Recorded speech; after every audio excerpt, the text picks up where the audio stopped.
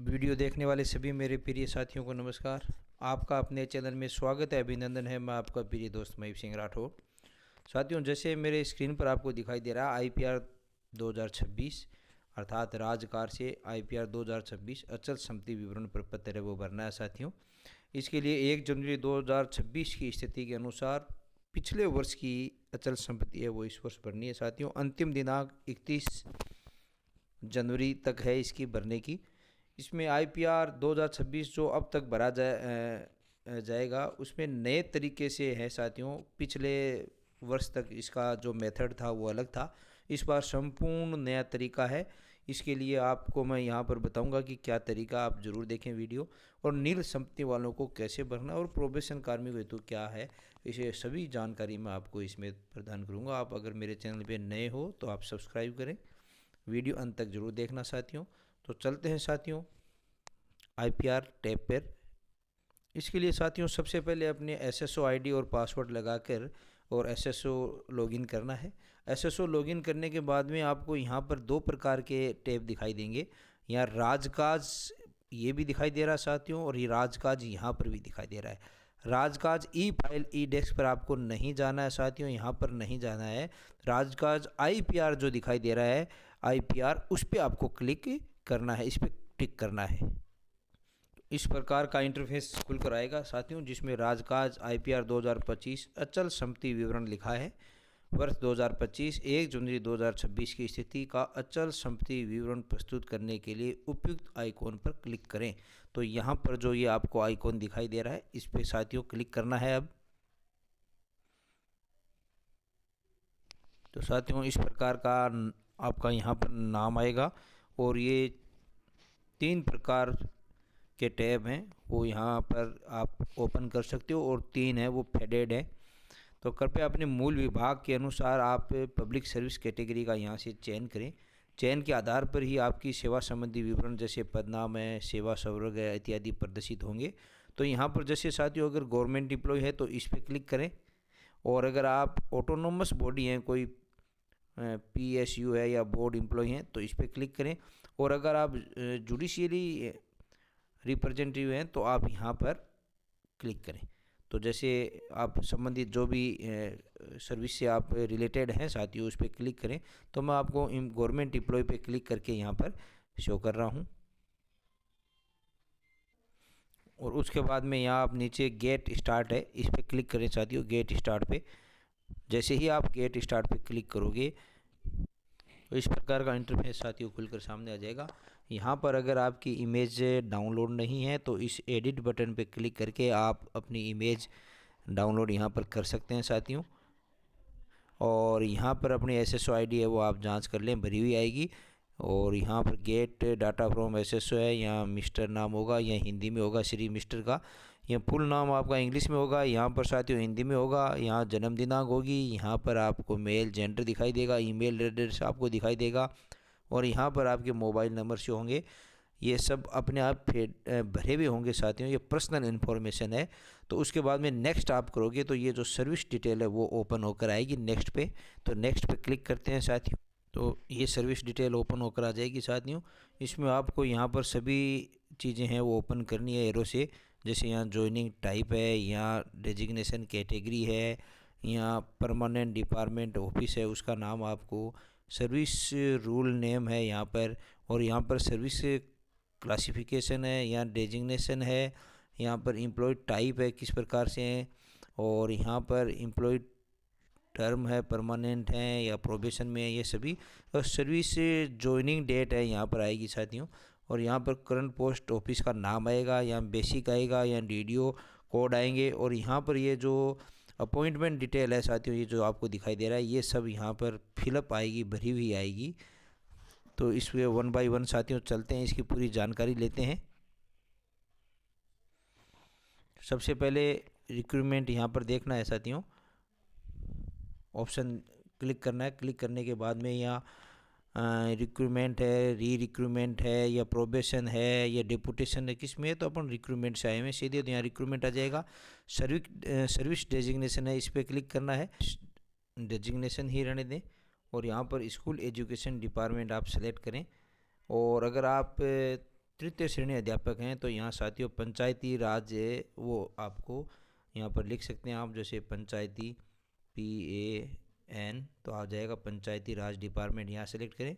और यहाँ पर जो सर्विस है इसमें से आप ये the Panchayati Raj education service rule है ये सिलेक्ट करें।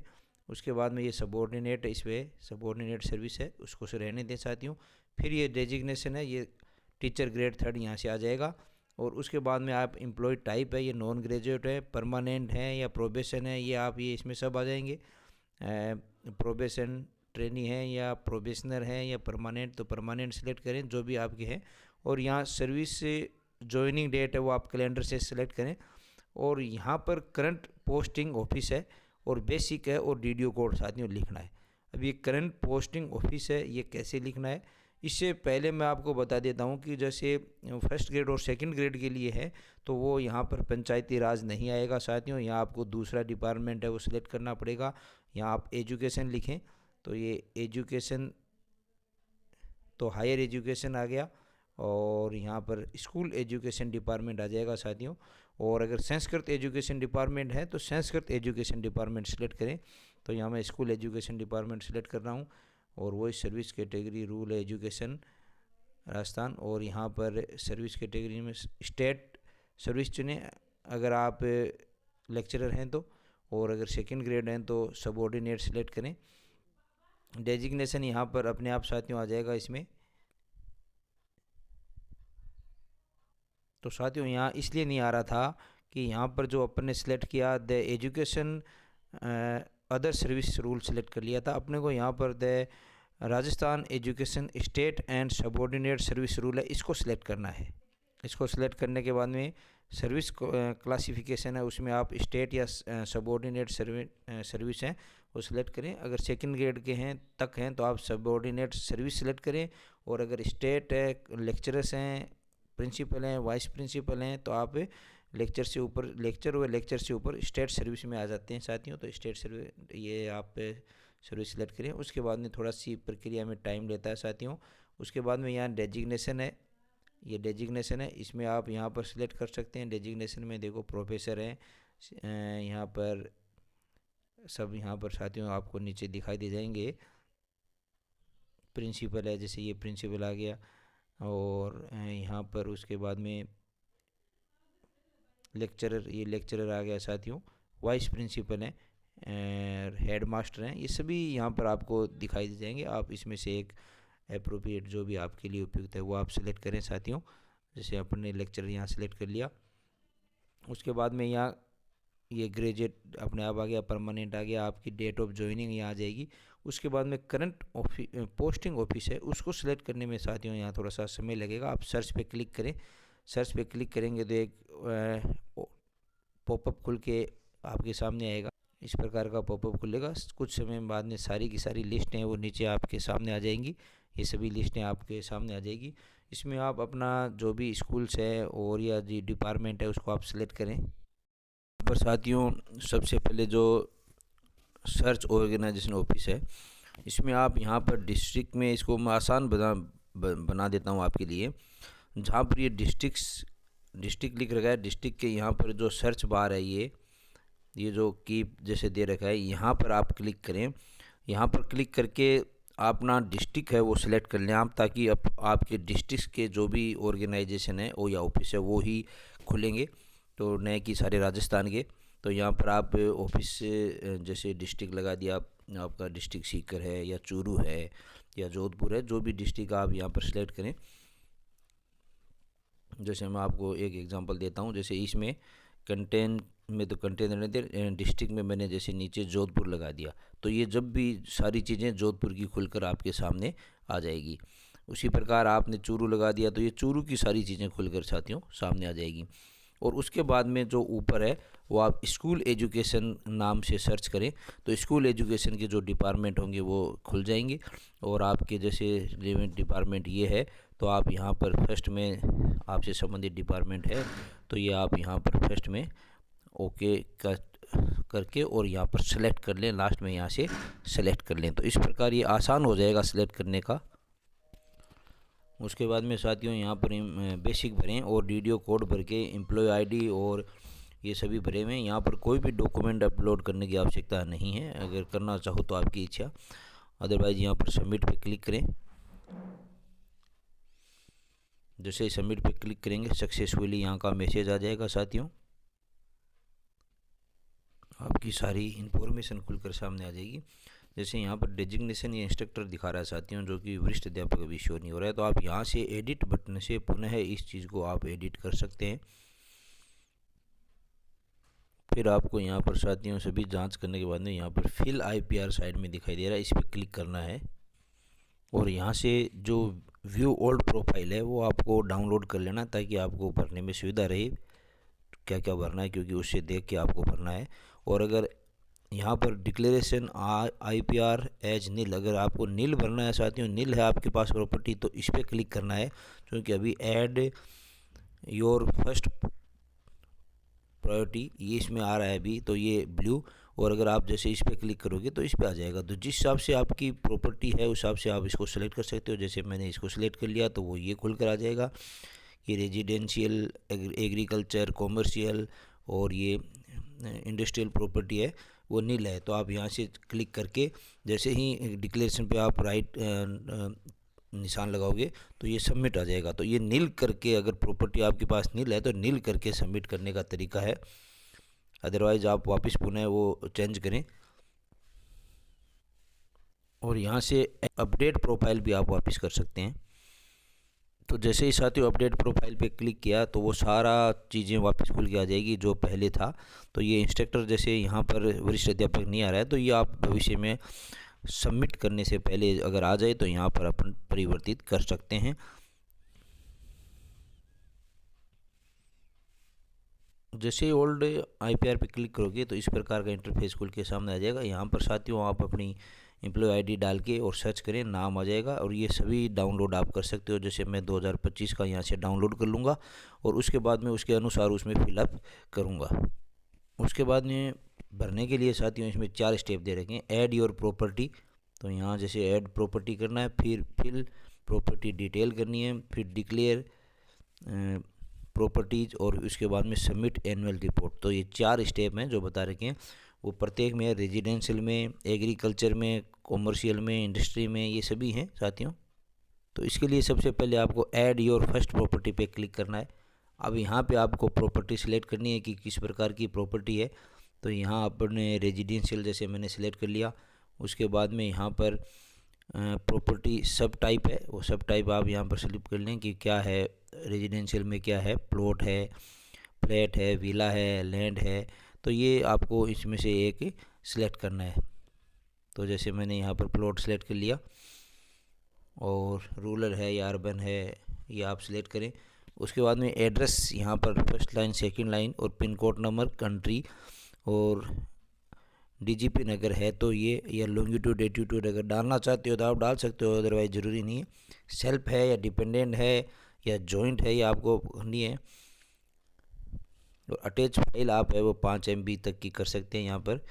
और फिर यहाँ पर आपको फाइनेंशियल डिटेल भरनी है साथियों कि किससे ये प्रॉपर्टी ली है अपन ने, यानी एज ए गिफ्ट में ली है या किस हिसाब से ली है। और डेट ऑफ एक्वेशन यानी कब अपन ने ली वो डेट भरनी है। फिर detail of person organisation for home property was required, यानी किससे ली है, उसके कॉन्टैक्ट नंबर, डिटेल और प्रेजेंट वैल्यू कितनी है, एनुअल इनकम अगर इससे हो रही है तो यहाँ पर लिखें वरना 0 लिखें।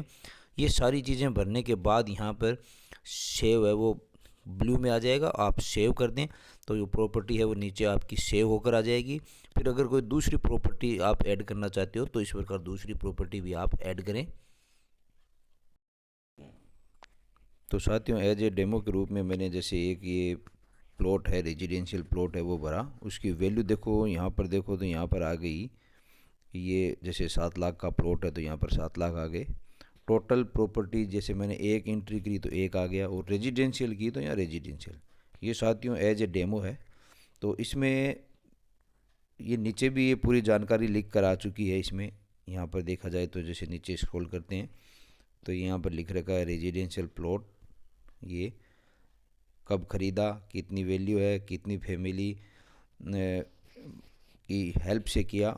और यहाँ ये जो 3 डॉट है ये भी इसमें ध्यान रखना चाहती हूँ। यहाँ पर आप क्लिक करेंगे तो इसकी अपडेट, जैसे इस 3 डॉट पे मैं क्लिक करता हूँ तो अपडेट प्रॉपर्टी आती है या डिलीट प्रॉपर्टी। यहाँ से आप डिलीट भी कर सकते हैं और अपडेट प्रॉपर्टी भी कर सकते हैं, यानी वापस खुल कर आ जाएगी। जैसे मैं अपडेट प्रॉपर्टी पे क्लिक करता हूँ, जैसे ही मैं इस अपडेट प्रॉपर्टी पे क्लिक करूँगा ये प्रॉपर्टी पुनः खुल कर आ जाएगी। जैसे यहाँ पर रेजिडेंशियल भरा हुआ है, प्लॉट भरा हुआ है, पूरा एड्रेस भरा हुआ है। और यहाँ पर फाइल अटैचमेंट करनी है अगर कर सकते हो, अगर अदरवाइज ज़रूरी नहीं है साथियों। और उसके बाद में ये सारा भरने के बाद ही ये सेव बटन है, ये ब्लू होगा साथियों, तो आप वापस इसको सेव कर सकते हैं। वापस सेव करने के बाद में जैसे ये हो गया, तो आप जब भी लास्ट सबमिट नहीं करें, डिक्लेयर IPR नहीं करें, तब तक आप इसमें ऐड कर सकते हो। फिर यहाँ पर देखो ये डिक्लेयर IPR है साथियों, ये तभी करना है, अंत में करना है, जब आप सारी जानकारी सही भर दें। ऐड प्रॉपर्टी यानी आपकी और भी प्रॉपर्टी है तो यहाँ से आप ऐड करें प्रॉपर्टी को। जैसे मैं यहाँ ऐड प्रॉपर्टी पे क्लिक करता हूँ तो ये दोबारा वही पॉपअप खुल के सामने आ जाएगा साथियों। इसमें आप ऐड करें। जैसे मान लो मैं ऐड कर रहा हूँ, पहले मैंने अब एग्रीकल्चर लैंड पर ऐड करना, तो यहाँ एग्रीकल्चर आप सेलेक्ट करें और यहाँ पर आप एग्रीकल्चर में आपके फार्म हाउस है, प्लॉट है या लैंड है तो आप लैंड कर सकते हैं जो लैंड है। रूरल है या अर्बन है तो आप रूरल सेलेक्ट करें और इसके बाद में ये एड्रेस लिखें साथियों। उसके बाद जैसे साथियों मैंने ऐड प्रॉपर्टी की, ये एग्रीकल्चर ऐड लैंड भी मैंने आपको भर के दिखाया। इसमें टोटल यहाँ पर आ रहा है, इसमें भी आप अपडेट कर सकते हैं। जैसे अपडेट पे अपन क्लिक करते हैं, अपडेट पे क्लिक करने के बाद अपडेट प्रॉपर्टी, तो ये खुलकर सामने आ जाएगा सारा। अब यहाँ आप जो भी संशोधन करना चाहें वो संशोधन आप यहाँ पर कर सकते हैं। जैसे यहाँ पर